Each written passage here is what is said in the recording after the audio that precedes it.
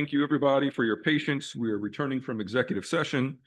We will ask if there are any modifications to the agenda. Hearing none, we'll continue. That will bring us to public comments. And my colleague, Dr. Blaylock, will read the names. So I've been told that it's my job to mispronounce the name. Should I just do it intentionally or unintentionally? Unintentionally. Unintentionally, all right. So with a strong apology in advance. Actually, I think I know all three of these folks, but I'll try them. Jennifer Goodmark. No, they're crossed off. Well, I actually might be able to do this. Ms. Sanara?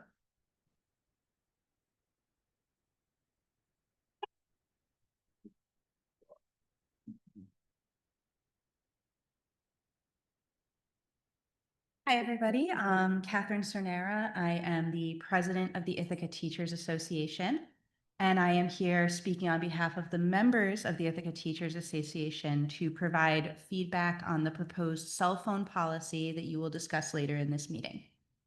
I am also an English teacher, so much of my feedback tonight is focused on constructive feedback and revision suggestions for the board to keep in mind as you discuss the policy draft.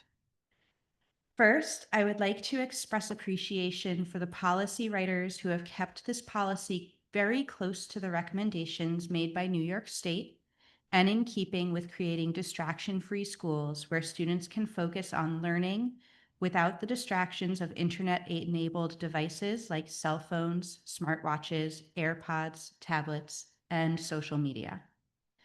Additionally, as teachers, we greatly appreciate the lines in this policy that read exactly, teachers and staff are expected to play a limited but important role in responding to student use of prohibited devices by creating a positive climate and providing gentle reminders. Further intervention is chiefly the responsibility of building administrative staff. We particularly appreciate the policy's acknowledgement that building and maintaining strong relationships with students is a priority, and the recognition that enforcing compliance with this policy has the potential to compromise our ability to do that.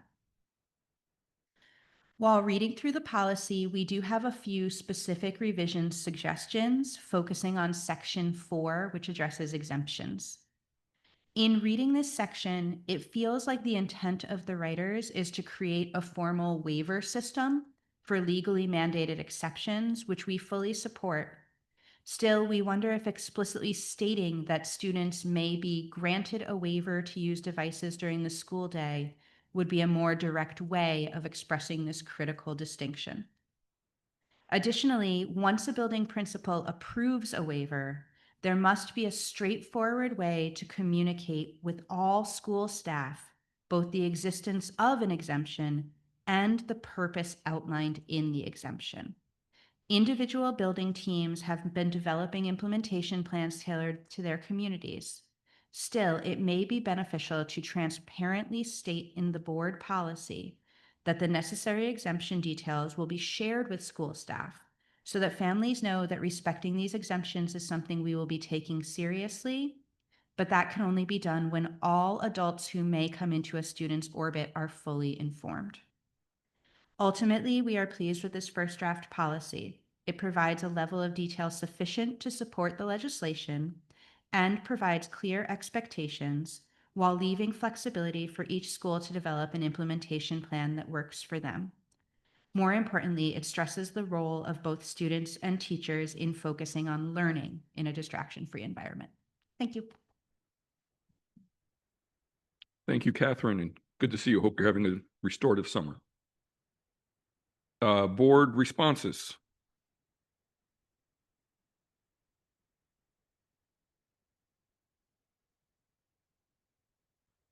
Okay. Yep. Well, thank you, Catherine. Hopefully you will be able to provide a copy to the board clerk. Okay. All right. Good, good. Because I guess we will continue discussion of this at the due time. Any other board responses? I'll just reiterate. Thank you again. Appreciate the feedback. Very helpful. We will continue on with our agenda, and for folks, we will be discussing this policy later on. So that's probably why board members are holding off until we get to that discussion item. That moves us to agenda item 5, the consent agenda. And we will entertain motions. I move to approve all consent agenda items listed in the consent agenda, personnel report, students, and minutes of previous meetings presented. Second. Moved by Adam, second by Emily. Discussion, debate, conversation, questions. Hearing none, we'll call the question. All in favor? The motion passes unanimously. Thank you all very much. That moves us to agenda item 9.1. Dr. Brown, Superintendent's report. All right, thank you. Thank you for the opportunity. Just one item, and it's a special thank you to the Ithaca community, which includes board members, for your gracious hospitality this summer. I've personally been involved with hosting several events here that has drawn educators from all over the world. One event in July, we had folks come to the best farmers market in the country, the best city to visit in this country, and we received some significant professional development. Superintendents, educators, strategic partners from all over the world were here, and they had an outstanding time. And today was the conclusion of our symposium that we've been hosting since 2017. And over 100 educators were here from all over our state, including many of our educators who took time out of their busy summers to be in attendance. And a special shout out to the board members who showed your support for an event that an event that's similar to a lot of other events that have stopped taking place. Ms. Workman, thank you. Thank you, Madeline. Thank you, Dr. Blaylock. Garrett, thank you all for your support and being there, and all the other board members who stopped in and who are providing the safe space for me and other educators to be in this conversation. And for your hospitality. Folks love it here. And it's been good for our local economy. Hotels are full, restaurants are sold out, and folks are enjoying the farmers market. So I think it's important for us to celebrate the good things that happen, and what we did this summer to show off what we do in our city was one of those. So thank you. I just want to make sure you know, Dr. Brown, if you have an endorsement deal with the farmer's market, make sure you disclose that to us. That's fantastic. Thank you for those events. I had the pleasure of meeting some of the superintendents during the first event, and that was a fantastic event. And I know this has been, again, I think what you said in 2017 for the symposium. Yes. And so some really good networking taking place as well, sharing of ideas. So Yeah. greatly appreciate the labor for all folks put into that. Thank you very much. This will bring us to our school district business for this evening. We have 3 agenda items. I imagine the first will take up the majority of our time. I do want to begin with a conversation, and I know we do have Carrie. Please come down, Carrie and Dan, just in case we'll use your expertise. I want to begin by acknowledging the work of Carrie Burke and Mary Grover, who's unable to join us this evening. The first draft of this policy has been at least a year, or probably about a year in the making. Emily and I, as the 2 members of the policy committee last year, have been working with Carrie and Mary, and Carrie and Mary have been working with district leadership, with teachers, with community members, with caregivers, in part trying to respond to the governor's directive about the banning of internet-enabled devices. And also, as we go through this, thinking about timing, just for our community, our traditional policy adoption procedure is that a policy would go through the policy committee. It would then come to the board as a first reading.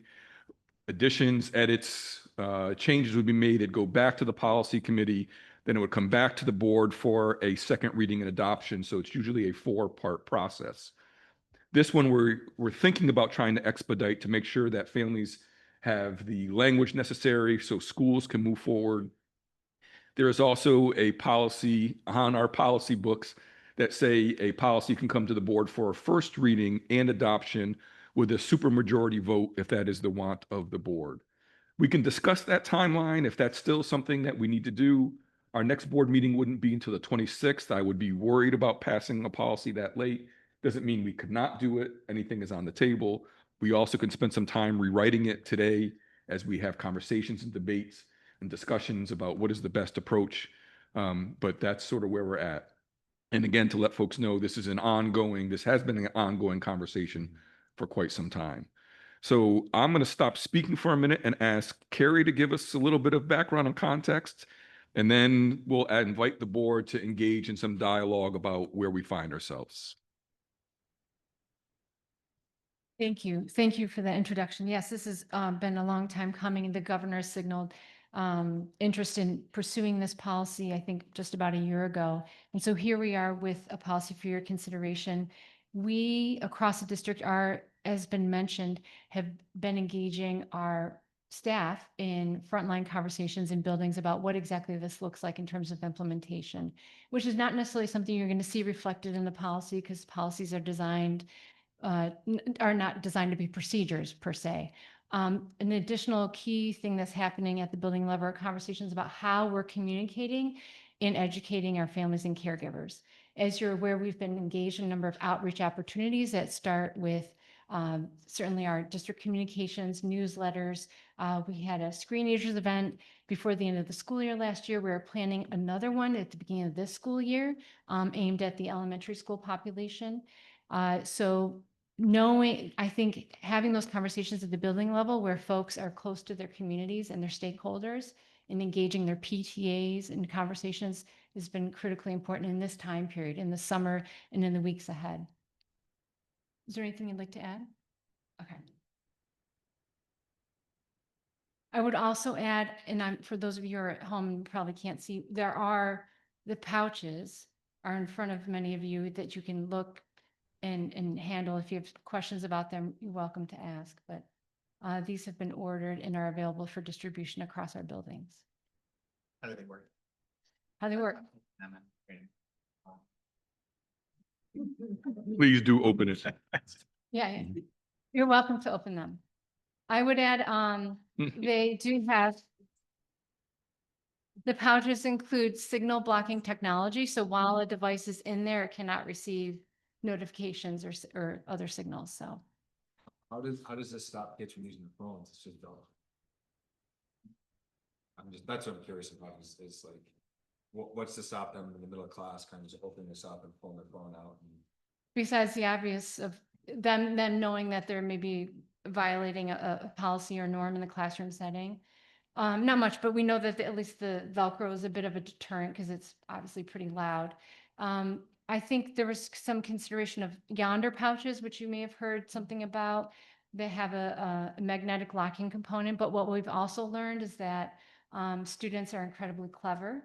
And at least one district student, I think for the total cost of maybe $6, ordered a magnet unlocking device online and had themselves a nice side business, unlocking other students' pouches. So we, I think ultimately we do not issue these devices to students. We do not want to take them off of their person. We do not want to be responsible for them. But we want to provide them with a mechanism for securely storing them and for reducing distraction and disruption and promoting engagement.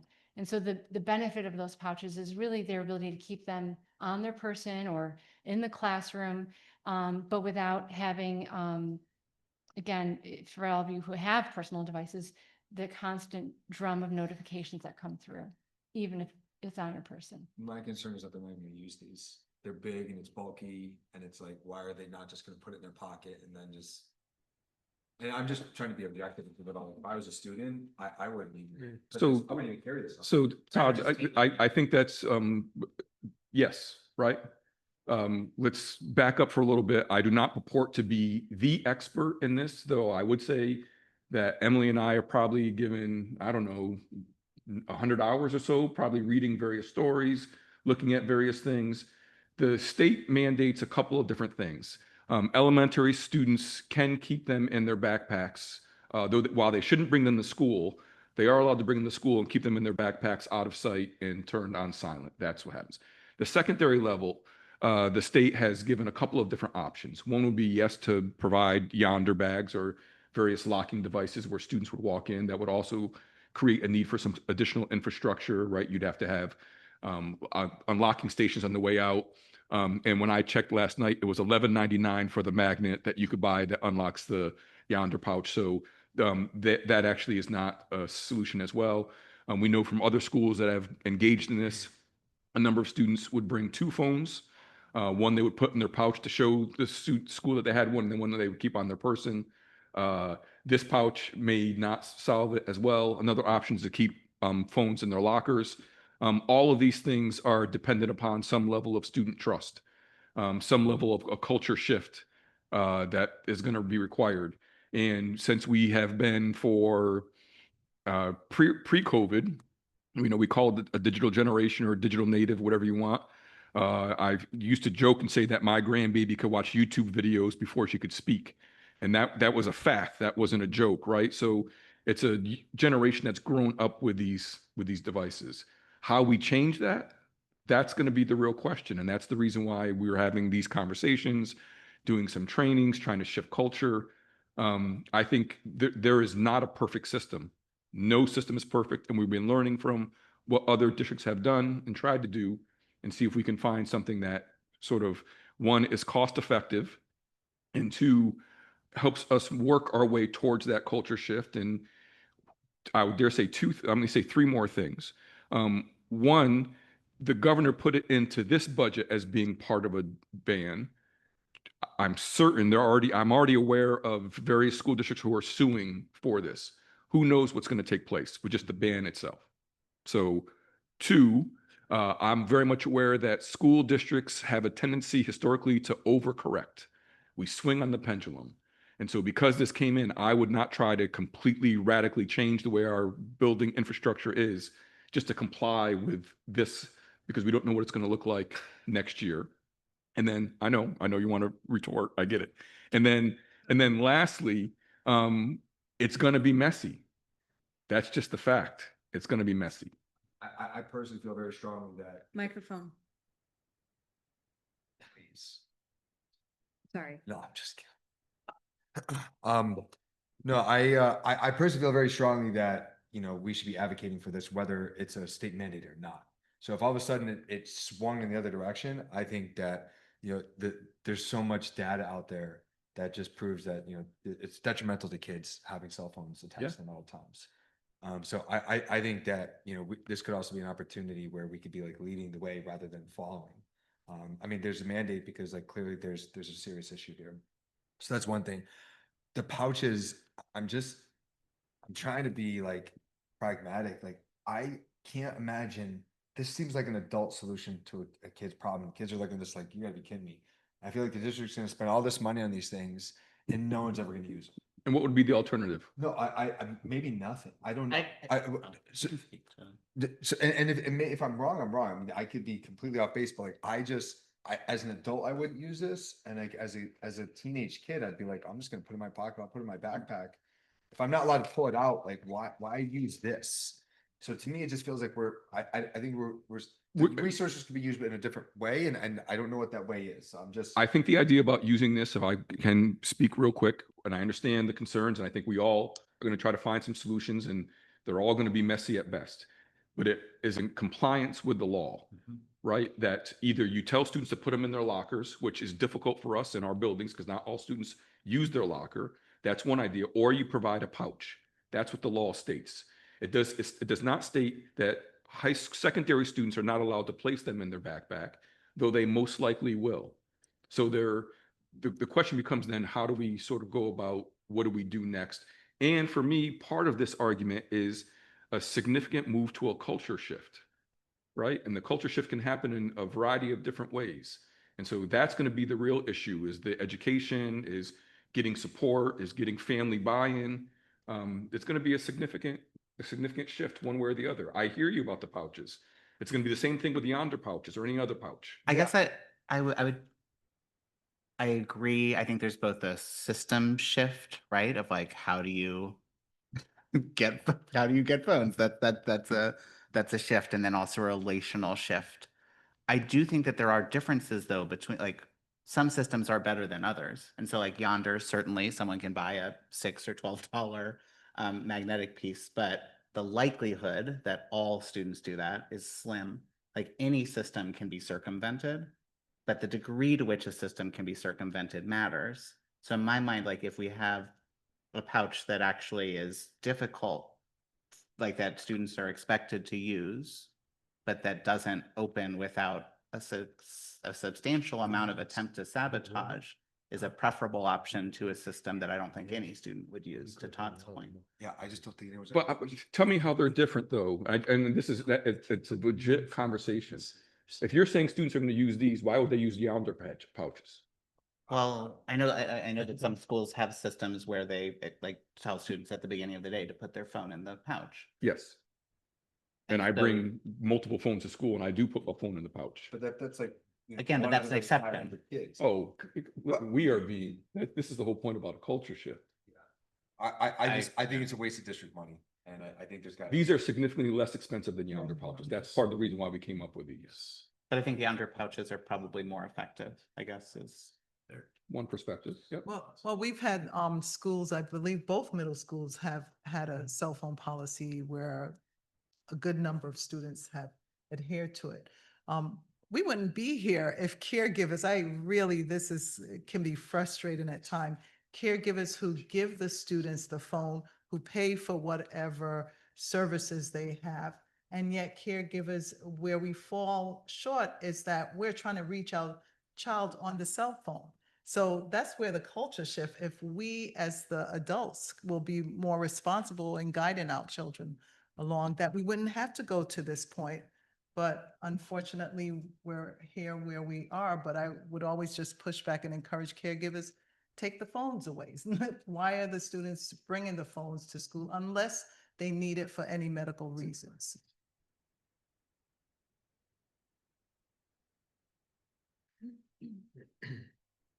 Other comments, questions, concerns? I have a question. Well, I guess first to the pouch point, is it just a moot point? Like either way, this is what we're going with? Yeah, we've already purchased the pouches. I think it's already been shared, the yonder pouches are more expensive. The other thing in the school, like the high school, where we have so many points of egress, one of the challenges are what some buildings have done is installed the magnets, at entrances and exits. And I just think about, what about the kid who leaves the school building and forgets to unlock their pouch and can't get to their phone on the bus or when they get home, it's locked in the pouch. So then they're maybe cutting it open. So the pouches are an imperfect system, but I think it's been already alluded to that they're there to design, they're there to support a shift in behaviors and norms. So other than the pouches, what are the other systems?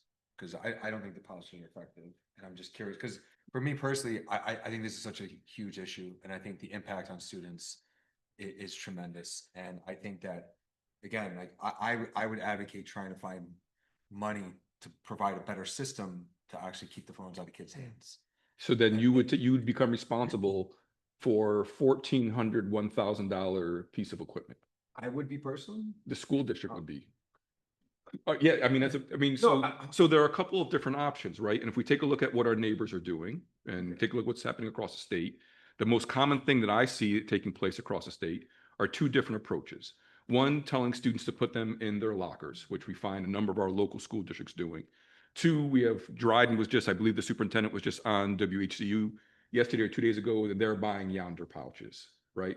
So those are the two most common options to be in compliance with this law.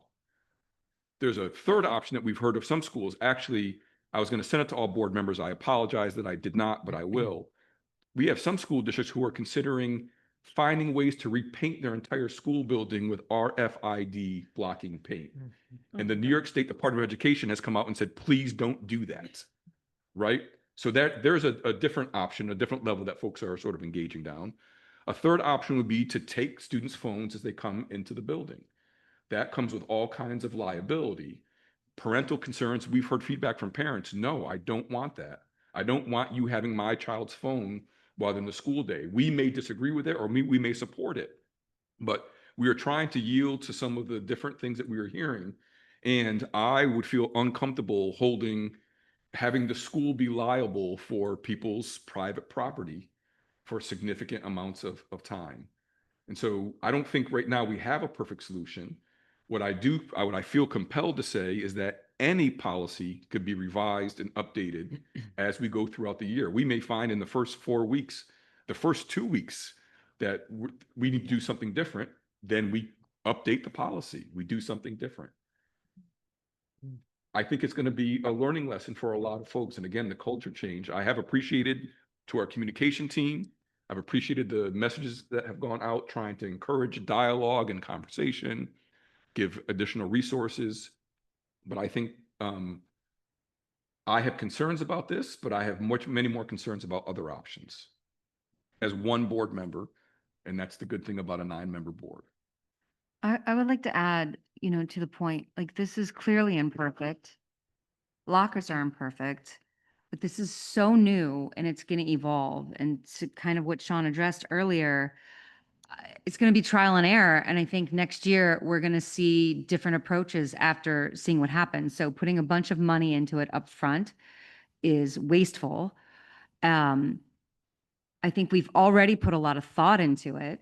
And some of this is just seeing how it goes, getting the feedback and adapting the policy. We don't write a policy and then never open it again. It's a working, living document that we can revisit at any point need we be. And so I think overanalyzing it now without any actual tangible feedback and data of how it works is we're just going to go in circles.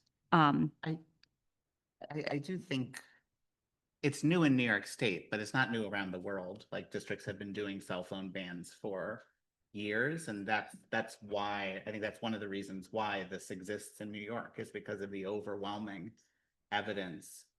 And I also think the overwhelming evidence that like the more, like for lack of a better word, the stricter the ban, the more effective it is in terms of positive impacts on student engagement, focus, lack of bullying, academics, literally name the outcome, and like the stricter the policy, the better the outcome.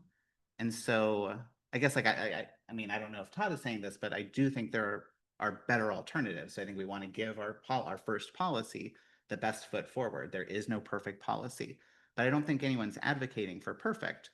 Like what I'm personally saying is I think like I'm saying that I think Carrie, you mentioned like I'm hearing language of like what if or like exceptions, but I think that a policy, I don't know, I guess I don't think of making policy first and foremost thing about the exceptions. I think about it as, okay, if we're trying to reduce the likelihood that kids use phones, then this I don't think would be effective. I think there are other methods that would seem to be more effective. Honestly, I think lockers would be more effective than this.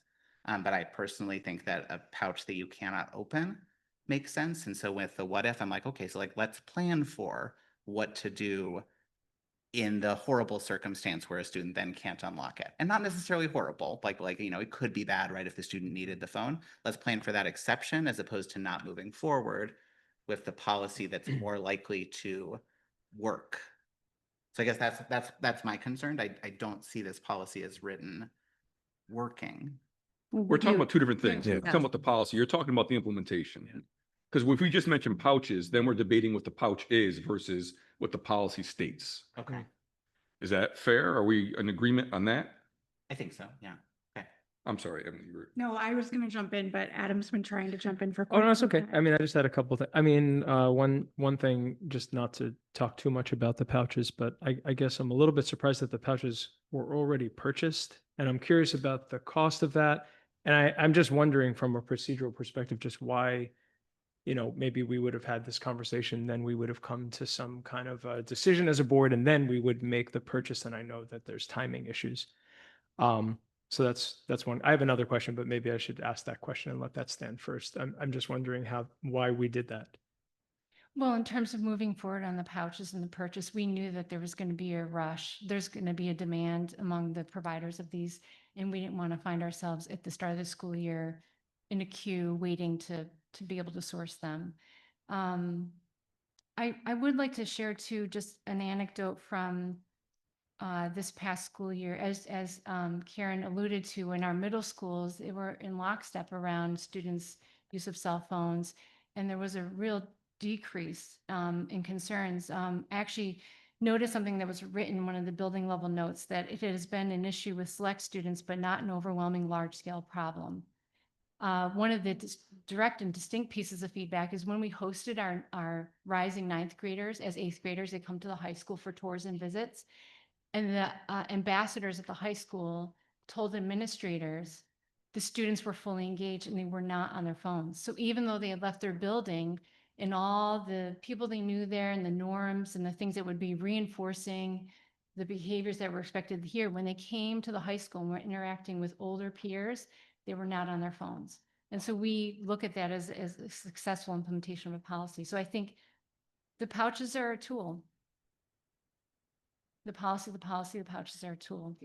Oh, well, no, I still have a question about the Please. cost of the pouches and why they were purchased, I guess, before we decided the path forward. I think purchasing, The cost. it's news to me as well, but I think the 20. purchasing part was answered. That we know there's going to be a rush and we didn't want to be waiting in the queue as every school district, as 707 school districts rush to try to figure out what they're going to do. Then we're in the queue for something that we might not actually want to use. And we had a legal option of just lockers, so we meet the letter of the law. And I mean, but We can still use lockers. Well, lockers going to be difficult. Go ahead, Don. I'm trying not to insert myself into this one, but we are talking about implementation, which is tasked to me and the team. And through many conversations with administrators and teachers and other folks, we knew we had to do something. And I want to go back. In the spring, there was a wait for the Yonder pouches at one point, and folks thought they wouldn't get them even by mid-year this upcoming school year for Yonder. I don't know if that's changed or not, or if that's new information. This version that we're looking at right now was something that was rather inexpensive for the number that we were purchasing, and if we need to return them, we can do so. But what we didn't want to have is have us not be compliant with this paternalistic and oppressive law from my perspective at the start of the school year. So we have an option that we can use, and we can return it. We can use a different option. If there is a recommendation from the board that we can then take back to the many educators who've been talking about this for a year. But at the end of the day, we're talking about implementation. And if you want to take that on, trust me, with this particular issue, please. Because I don't think there's a perfect answer to it either. But we are being compliant with what I see as a paternalistic and oppressive law. wouldn't we also be compliant though by using lockers? Yes. So what I'm thinking is like, is that kind of a way for us to buffer and give ourselves a little bit of time to kind of explore a little bit more without making an investment, which I can't imagine more than 3% of students using these. I'm telling you, I just don't. I But think it's students just- don't use lockers, Todd. No, They but literally no, don't. but if- And so you're asking an entire school culture to change. And and I apologize for interrupting, but I actually want to know, when we did this research and when we talked about this, is that a consideration? Because my understanding is like, unlike when we were kids and lockers were like a big deal, now kids walk around with all their stuff all day. So you're asking for an entire school culture to shift. No, I'm not. But this is a culture change too, as Yeah. we talked about. Much smaller Well, no, one. but No one can we, use this. No one can use this. And I think the point is, what I'm hearing is we bought these because we had to comply with the law. And what I'm saying is we didn't need to purchase these because I don't think they're gonna work. And if we want to comply with the law, we can have a policy where students use their lockers. So if in the short term, the goal is to comply with the law, we already have that solved without spending probably, I don't know, Well- 100 grand. I don't well, how know. much- No, it's not 100 grand. So- what is the cost? But then every year and I just think it gives a little bit of time to figure out like, Yeah. we meet the letter of the law. Can we focus this conversation for a quick second? Can we talk about the language of the policy? We are having a conversation about implementation. The way in which the policy is written, it does mention lockers or pouches being provided. So if folks do not have an issue with the policy, let's get through that first. And then let's have a conversation about what the possible implementation works. And I would ask us, I hear that board members both have expertise and very strong opinions, but can we also rely on what we've been given feedback from teachers, principals, et cetera, who have been a part of these conversations for more than a year? So I understand that we may not think this, but when we had conversations with a larger group of folks, they're like, this is not a great option, but it seems like it's not the worst option either. So trying to find that balance between the two of them. Yeah, But can we focus on the policy for a quick second? I'm good with the policy. I mean, I think the policy as it stands currently, I'd love to, yeah, but I have questions then specifically about the policy. I have some questions. So in section 3 on page 2, where it says device access and storage, I think I'm interpreting this as inconsistent language, but I might just be misinterpreting. If we have these different storage options, but then it says expectations to storage shall be consistent across schools and classrooms. Does that mean, what does that mean exactly? Because when I hear that like all schools therefore will have those options, or would our policy language change given that there's different expectations in primary and secondary? Like grade level, like school level bands as opposed to all schools? Like common expectations across elementary, across middles, and across I high? thought that was addressed earlier in the policy, but I could be wrong. I could be, yeah, I might have missed it. I think we need to look into that more. We went back and forth.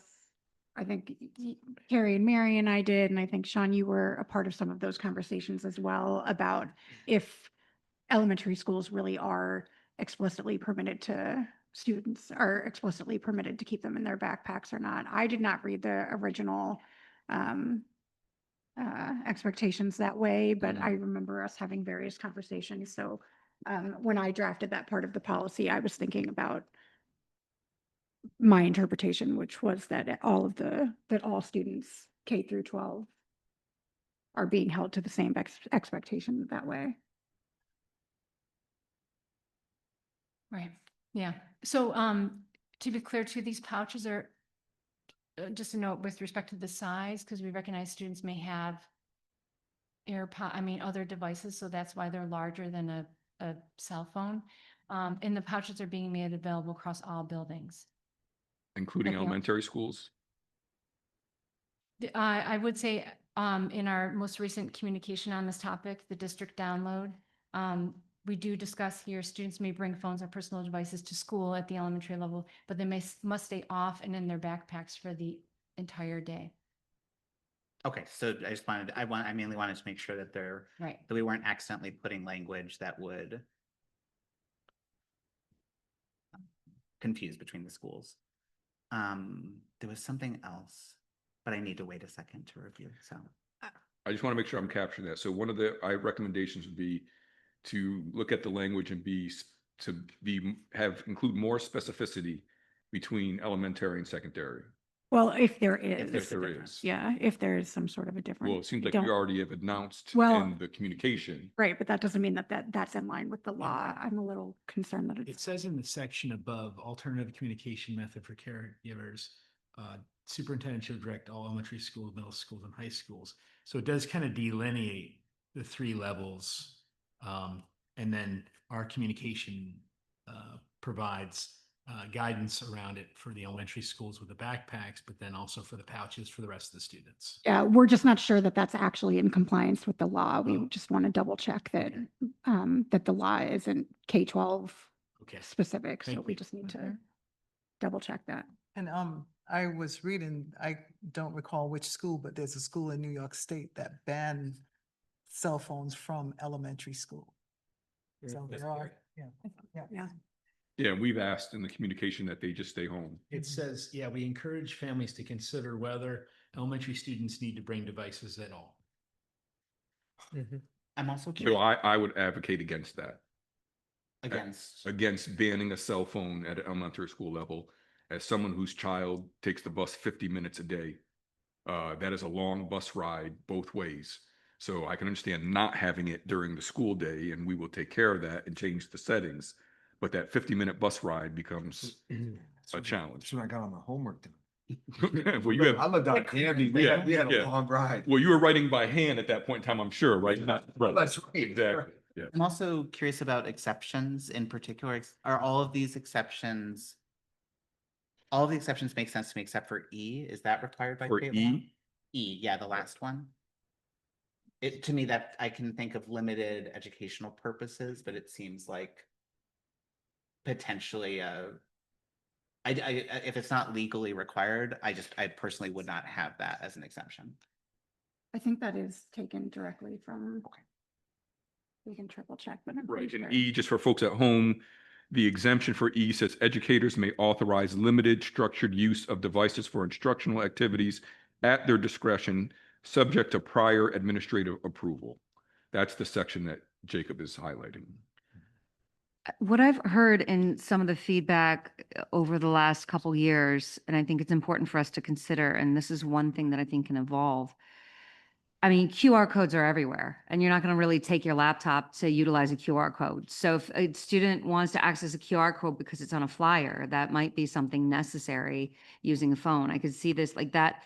When we talk about systemic and structural changes, I think making sure that educators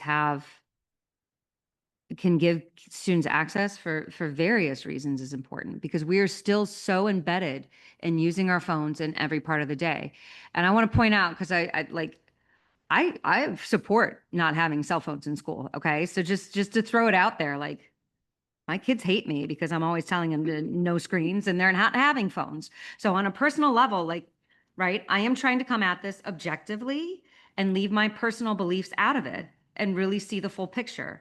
And through being and hearing and listening, like, there are things that exist that our cell phones are still used for. And until we catch up to the ban, I think that unfortunately we are going to have, students tap into these. I think that E is very important.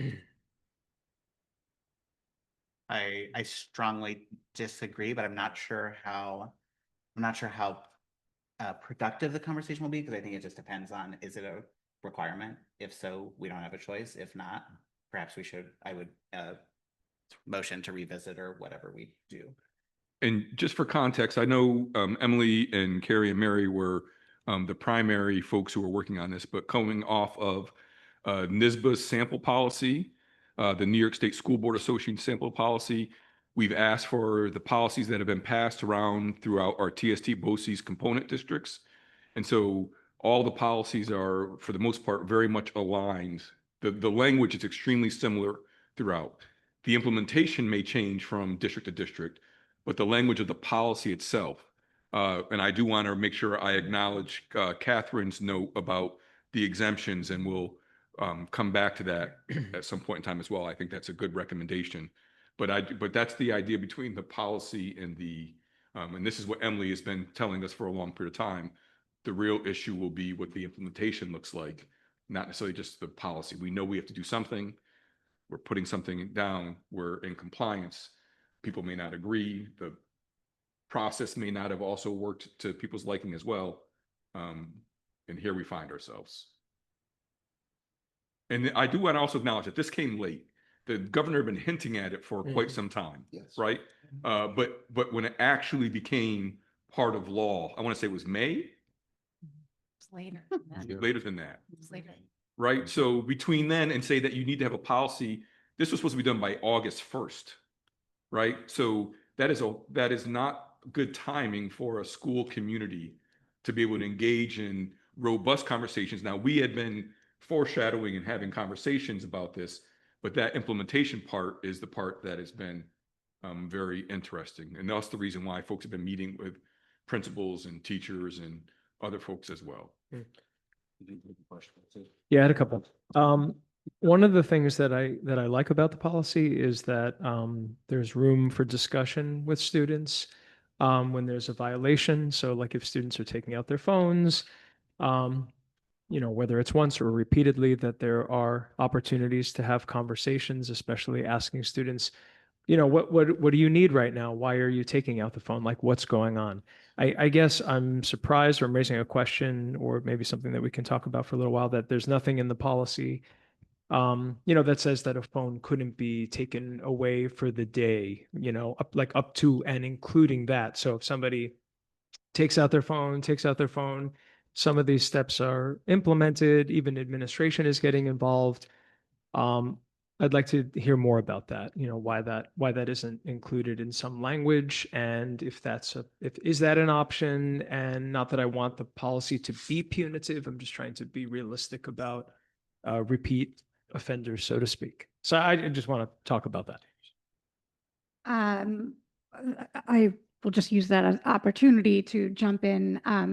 In section 5 of the policy, it states that the superintendent shall ensure a common set of tiered responses for the violation of any section, blah, blah, blah, blah, blah, which is basically what you're getting at.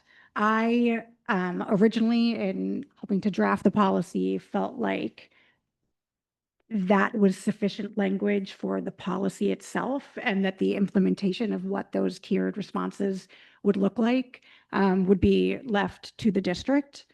And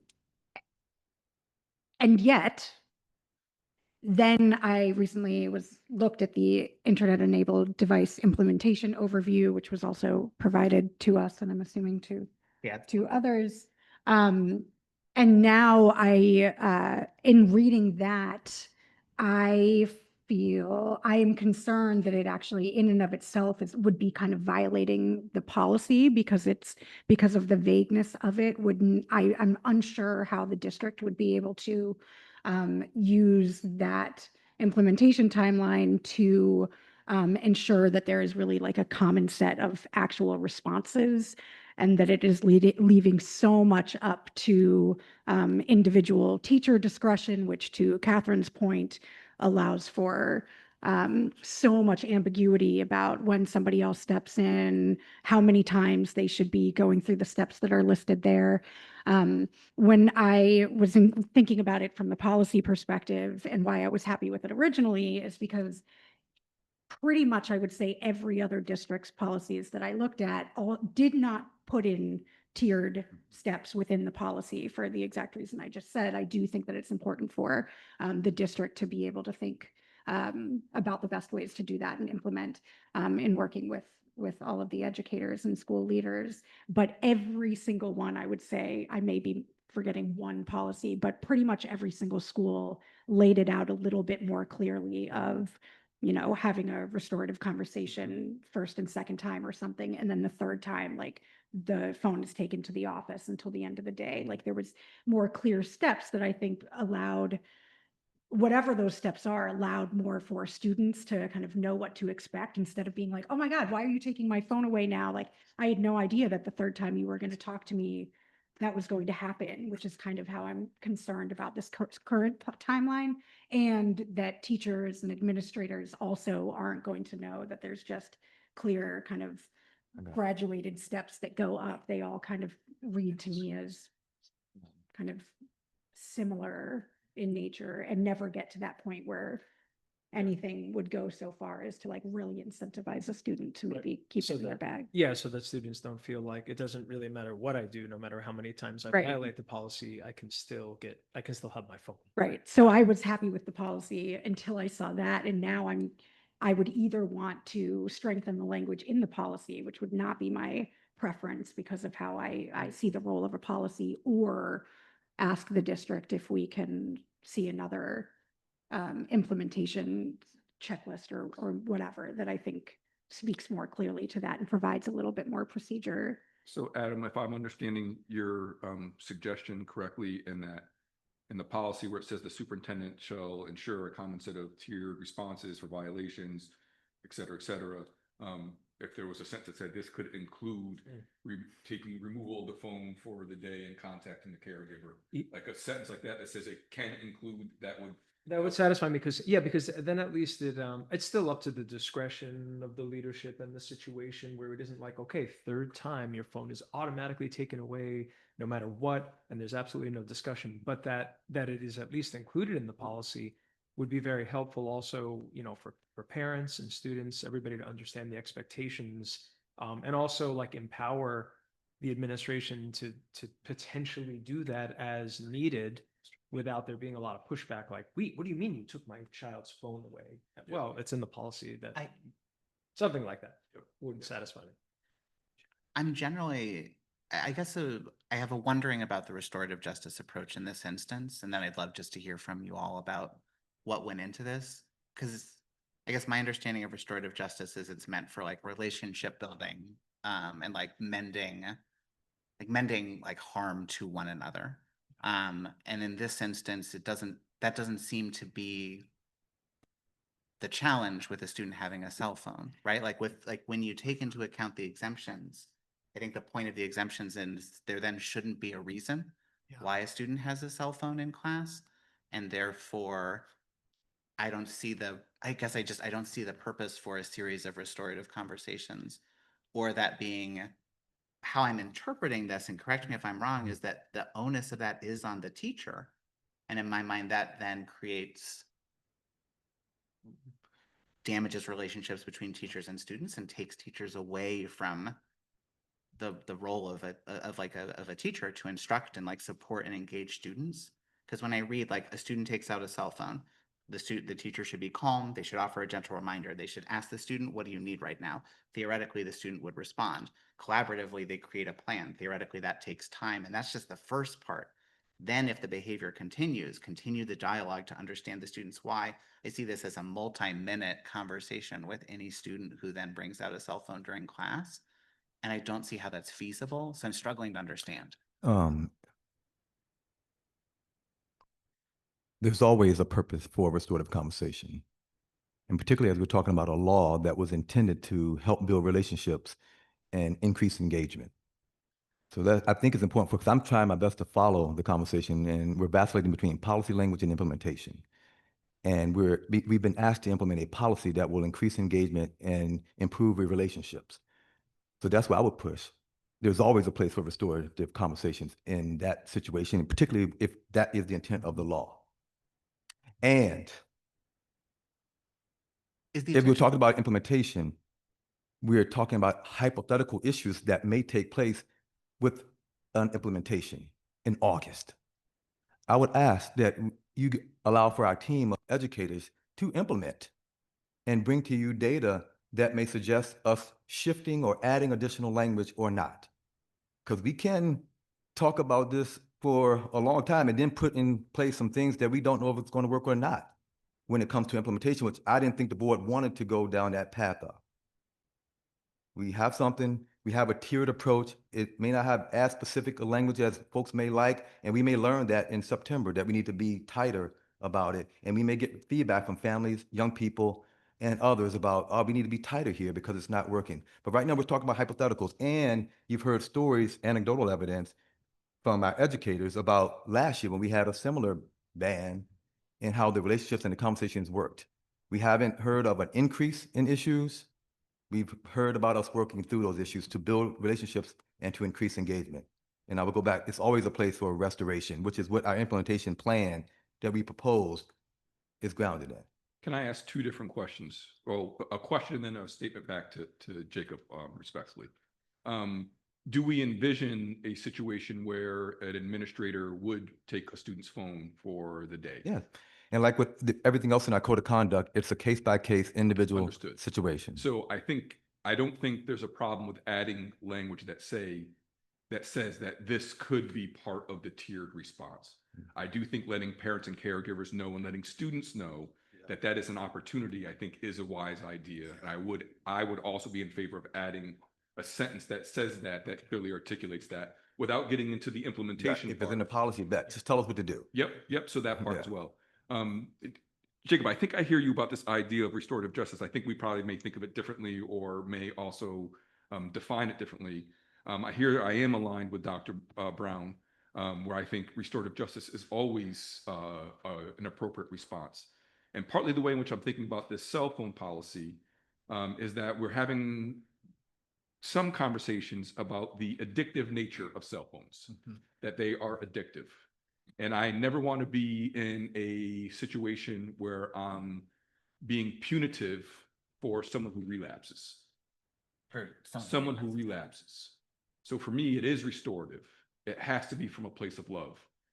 If our young folks, if my own experience and familial experience and friend experience with addiction is similar in different ways, then when people are struggling for a cultural change, the response is not to be punitive.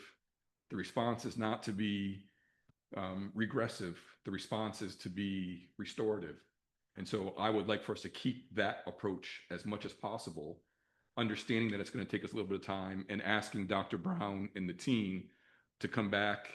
We have a meeting on September 30th to come back on September 30th and say, give us some information. What are we doing? What should we change? What should we keep? How's it going? I want to trust our educators without putting too much more on them, but I want to trust our educators and empower them to see what takes place. I know I say this all the time, I struggle in my own classroom, having people, and there is no ban, but I have a classroom ban.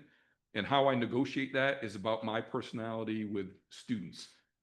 I know we have amazing educators that are going to be able to negotiate this space at different times, and they may come and say, look, we need stricter, more ways in which to do this. Can you help us write some language that gives us more authority to do some things? Bet, then let's go down that path. But for this moment right here, similar to what folks are saying, I think with a couple of key additions, I think I'd be okay with saying, let's empower folks to make it happen. I don't think we're going to get there tonight. I just want everyone to be on the same page. I don't think we're going to be able to adopt a policy this evening. I do think we'll be able to rewrite with a couple of key additions and bring it back on the 26th. That's just my feeling. We have a policy in place before the first day of classes. Absolutely. And I want board members to feel like they can explore some additional ideas as well and feel comfortable adding some of the recommendations that were there. And I do think, to Emily's point, like I thought the policy was well done as well enough, right? But hearing some of the suggestions like, oh, I get that. That's a really good idea, right? And that is, again, is the collective, that's the genius of the collective, right? The genius of the collective is always better when we. I mean, it was really well done. We did an amazing job. Yeah, I completely agree. You did do it. So, And the good thing is that we have frequently asked questions up on for the secondary schools. I wonder if we would do that for the elementary schools too. Yes, we can do that. And Karen, to that point, and I have two more points one, I want us to consider as a board as we think about this ahead of the policy. But also to the FAQ point, I wonder if in our communications to the community and to teachers, we really intentionally put out, like, we want feedback on Let's Talk. So we do get the feedback as we consider, changing the policy as time goes on. The other thing that has just kind of come to me in these conversations and thinking about the exemptions and thinking about, restorative justice is, there are going to be students who might be going through stuff that no one's going to know about because they don't want people to know, but they might need to be in touch with people and they don't want to share that, and they have a right to privacy. And I think, I don't know how to write that into an exemption. And I wonder if that's part of the implementation, but allowing space for students to have a little empathy because we don't know what's going on and it's none of our darn business some of the time. And, I think all of us as board members are going through our own stuff from time to time and might need to be on a phone during a board meeting. And let's remember that adults have stuff going on and kids have that same stuff and heavy weight to carry.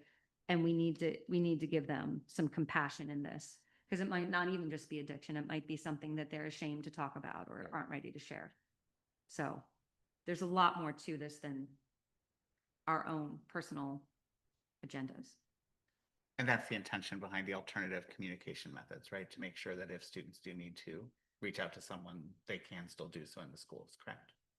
I just want to make sure I understand that language. But I want us to really keep in mind, a lot of people don't even know other people's phone numbers anymore. You ask people what's your mom or dad's phone number, and they don't know because it's plugged in their cell phone.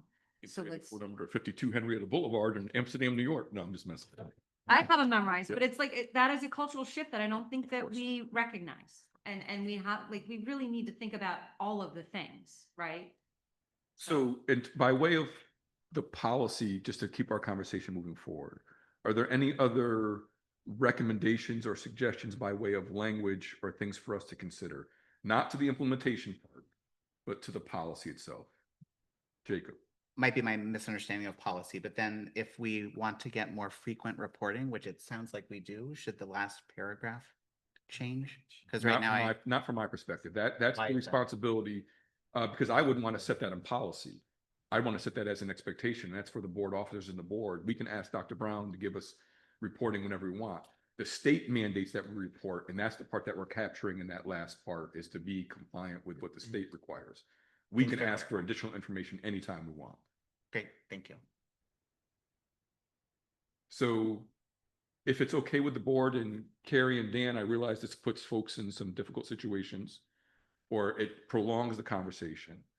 I'd like to work with the policy committee to make the recommendations that we've heard, send it out to the board about the policy, and the ongoing conversations about implementation can take place. But just to make sure that we have something that we can all agree to and go from there and bring it back to us on the 26th for a first reading and adoption, if that's okay. Or we can vote on a first reading tonight and bring it back on the 26th for a second reading and adoption as well. It's a matter of process. It doesn't.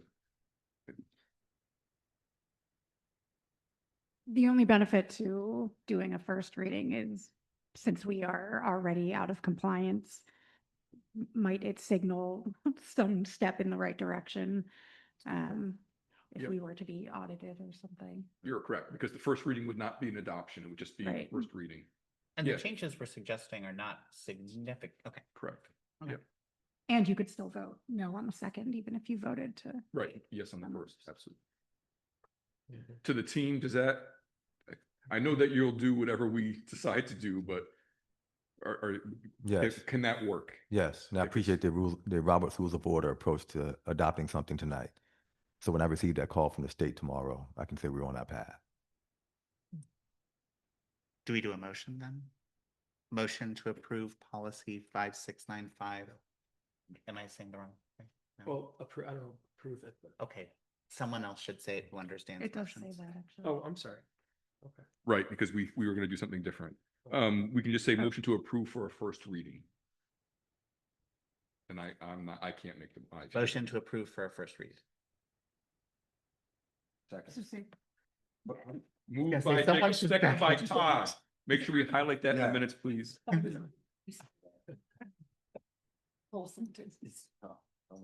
Yeah, I mean, it's policy 5695, personal and student electronic devices. That's the policy we're referring to. We're voting for a first reading. Any additional discussion, conversation, debate? Hearing none, we'll call the question. All in favor? Passes unanimously for a first reading. Thank you all for a spirited conversation. We'll be able to get more in depth in this, and we know we have some ways to go. So I appreciate folks for that. And just a reminder for everyone to leave your pouches here.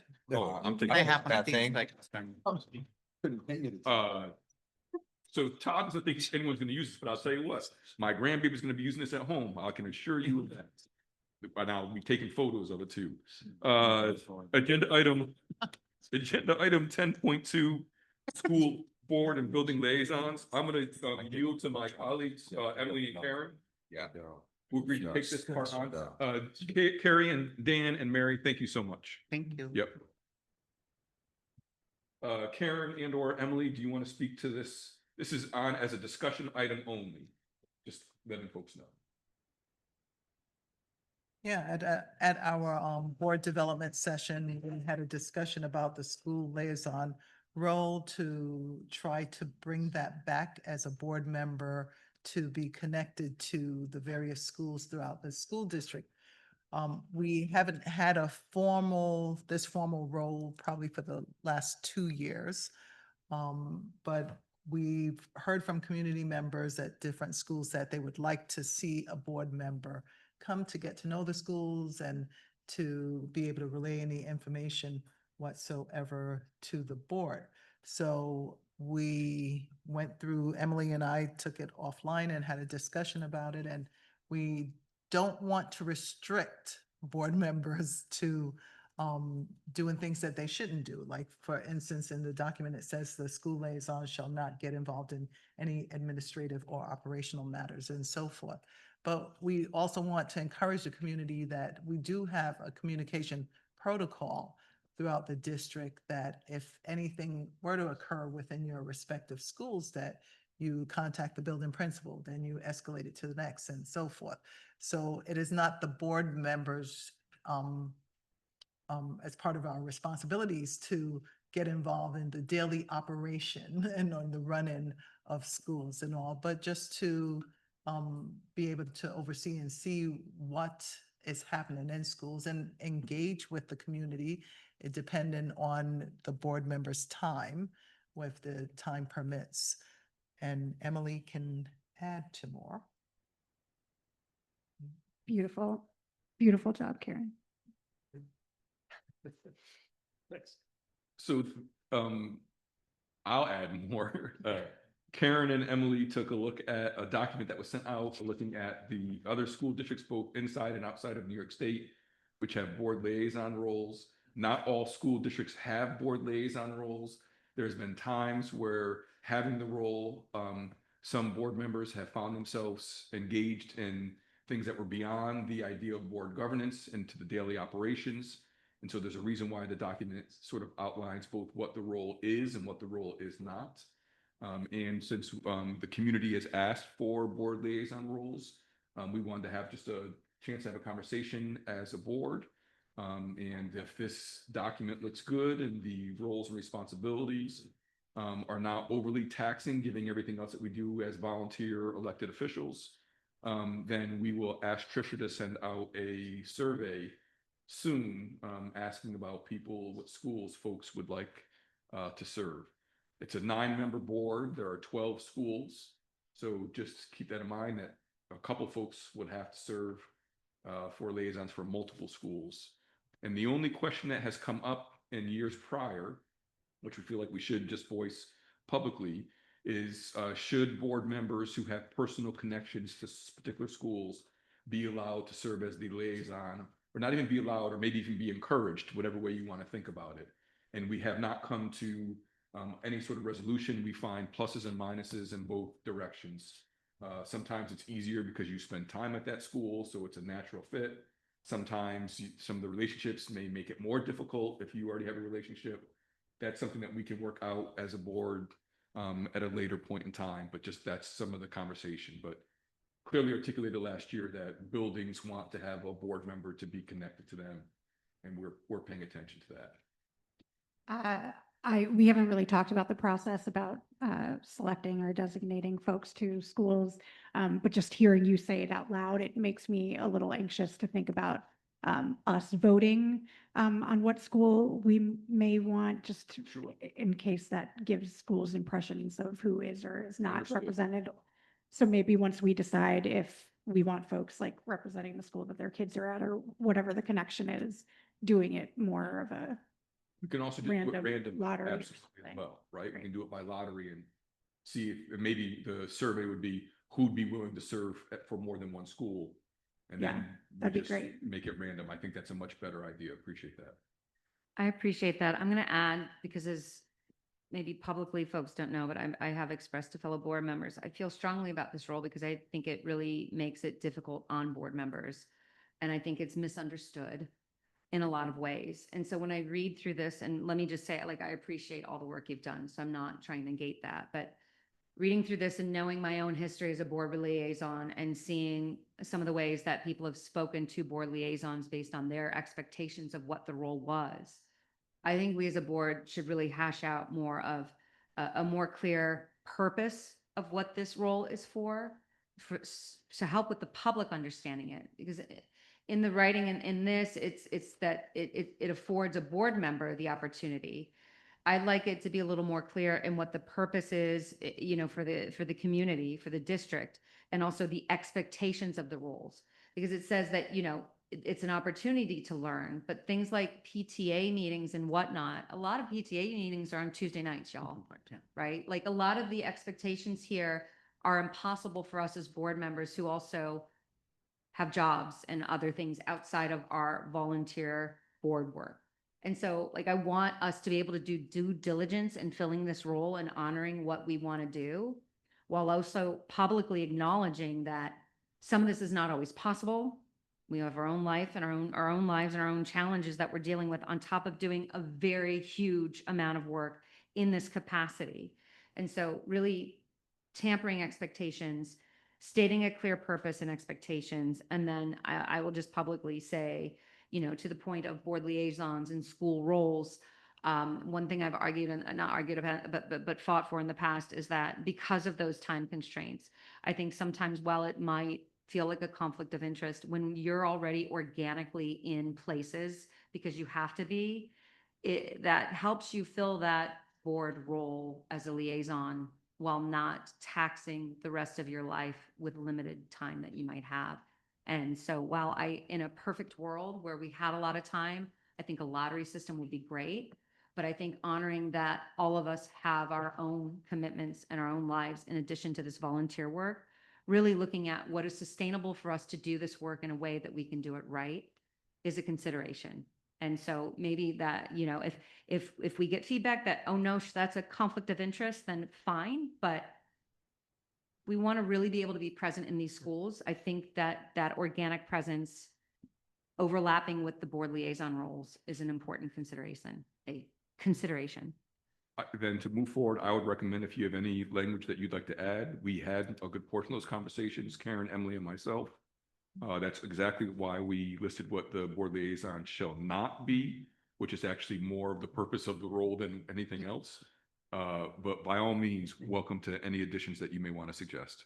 And we can continue the conversation about how board members would be assigned to whatever particular schools. I love this. I'm just curious. So then is it intentional that it doesn't have stated out the school liaison shall?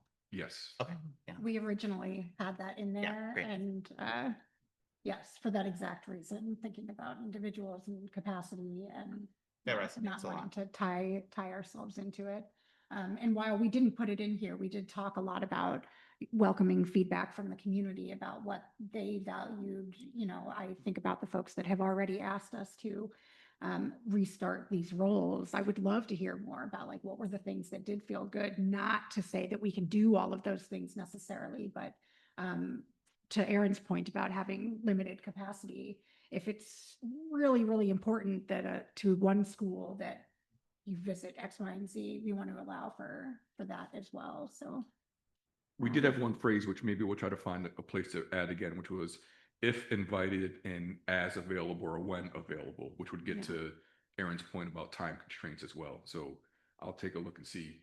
I forgot where we had that at, but Yeah. I'm sorry, Adam, you're missing. Great job.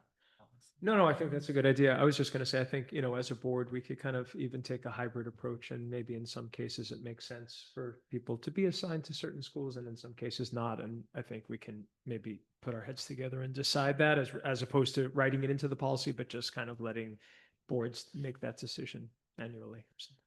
And just to clarify, this is not a policy. We are not turning it into a policy. This is something, these are roles that we are making a decision as a board to take on. And we are going to work with the communications team of the district to make sure that information is on the website describing exactly what we're seeing here in the document. And then we'll also list who was assigned to each school, so that folks know throughout the year if they are excited to get in touch with them, that they can do that. Fantastic. To be revisited soon, and welcome any language feedback as well. Great. The last agenda item, not the last, second to last agenda item, is facilities finance committees. The ways in which our committees have been assigned this year, we have the same 3 board members serving on both finance and facilities. And through some conversation, folks decided it may be a good idea to combine those committees for this academic year. Since we voted at the reorg meeting to have them separate, we would need a motion to be able to agree to merge them together and hopefully have efficient meetings to make that happen. So we'll entertain a motion and then we can have any dialogue, discussion, debate as well. I move to combine the facilities and finance committees for the fiscal year 2025, 2026. I second. Moved by Adam, second by Karen. Questions, discussion, concern? You all want it, right? Okay, cool. Well, not only that we want it, it's to make sure it's more efficient, our meetings, but yet there's a lot of discussion around the capital project and so forth and facilities. So we thought it best that it be combined. Awesome. And another discussion point, what we do want is to make sure that we're not here for 4 hours in the meeting. So we do have the meeting scheduled separately next week after we pass this. We hopefully have a 5 o'clock start, not a 4:45 start. Is that okay with you? Later the better. Additional questions, conversations? Hearing none, we'll call the question. All in favor? Enjoy the meetings. Fantastic. We'll be there for most of them. And we have one other agenda item, which was an anticipated return to executive session. Oh, Sean, for other business, I just want to point something out before we do that, and then I'll Please. happily motion. So, other business and also important dates to come up. And Karen, to your point about moving the meeting to 5 PM, 4:30 PM starts for meetings for board members. I think that we really need to reconsider that and looking at the curriculum work session, trying to be more concise. I would like to, and I'm saying this publicly, but maybe this is something we hash out via email. I don't think that 4:30 starts are realistic for people. I think it's hard for the public as well. And I think tighter meetings, with tighter agendas is really important. And a 90-minute meeting ahead of what is going to be a 3-hour meeting is asking a lot. And I would like for us to consider to go back to those 5 PM starts for it to be a little more inclusive of everyone's needs. Again, I don't think we can even decide that now. I'm just kind of putting that piece out there to think about. I mean, I hear that and I understand what you're asking, and I'm happy to look for some solutions, as one member of the curriculum committee. I just know that from last year, there were a few topics that we had, where where it took an hour and a half. It wasn't even because of a spirited discussion. It was just because of a presentation. Like, for example, if we were talking about, school and district plans or something like that, and they were just each one took so many minutes, and it would be very hard to do that in 1 hour. And there are a lot of committees that do go longer than an hour. So I'd be open to like starting at 5, maybe not on the week of a board meeting. Maybe we can switch with another committee that's shorter. Or suggest that people keep the time for their meetings, for their presentations. You can give certain times. I mean, I don't think we need to get in the weeds about this now, but I think it's a discussion item. Sorry, Sean. Nope, just, there are many solutions, right? Just to put out there, and I think the committee members can decide for themselves. One would be to move the meeting off of a Tuesday. The other would be if we're combining finance and facilities, depending, I believe those meetings would be scheduled for 90 minutes, if I'm not mistaken. Am I right about that? Finance facilities committee members, or you haven't worked that out yet? That's our objective. Gotcha. So the other would be then to hold, and that's that other Tuesday opposite, or either after, or you all can work that out as well, right? But there are some possibilities. How about the committees talk? That conversation can happen offline, and as long as we make sure that we give appropriate advance notice, because most likely we will have close to a quorum of the board there, then we should be good to go. Is that a good solution to move forward? Okay. Fantastic. I had one other thing. Please. I'm sorry. I didn't know when to ask this question, and I apologize to bring it back, but I did ask one question during the conversation we were having about in the policy about the pouches and the cost of the pouches. And I just didn't get the answer to that. And I didn't want to sour it and bring it back up because we were trying to separate policy and implementation. But just before the meeting ends today, I was hoping to get that in. The ones that we purchased were about $20 each. Correct me if I'm wrong. And the state is reimbursing, I think, around $10.90 each pouch.